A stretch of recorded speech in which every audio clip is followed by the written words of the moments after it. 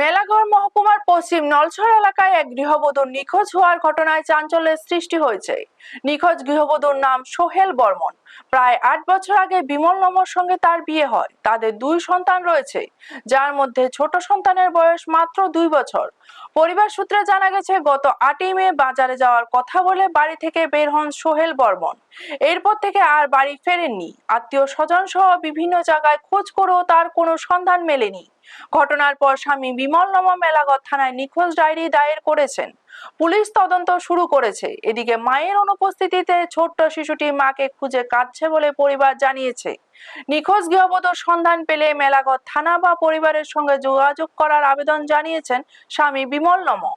Bureau report, news তৎকাল 24। বিমল নমর, বাড়ি কোন জায়গায়? পশ্চিম নলছড়।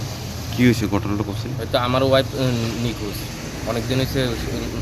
8 তারিখ বাড়তে পারছিল, শুক্রবার বিকাল 3:30টার সময়। তারপরে অনেক জায়গায় খোঁজাখুঁজি করছি, আত্মীয় স্বজন বাড়ি যা আছে সব খোঁজাখুঁজি করছি, তা সত্ত্বেও খুঁজে পাই না। বিভিন্ন জায়গায় খোঁজাখুঁজি করছি, খোঁজাখুঁজির পরও কোনো খোঁজ পাই না। থানা ভিত্তিতে মিসিং ডায়েরি করছিলাম, মিসিং ডায়েরিও কোনো আমার খোঁজ দিতে পারে না। কবে করছো থানার নিখোঁজ ডায়েরি? থানাতে এন্ট্রি করছি 9 তারিখ। 9 তারিখ করছো। কি কয়ে বাড়তে পারিস?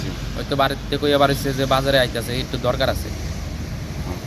কোন জায়গায় বিয়ে করছো? বিয়া করছি আগরতলা বাটিবন। ছেলে সন্তান আছে নাকি? ছেলে সন্তান আছে 2 জন। একটা আছে 2 বছরের বাচ্চা, একটা আছে 6 বছরের বাচ্চা। তোমার স্ত্রীর নাম কি? আমার স্ত্রীর নাম হচ্ছে সোহেল বর্মন।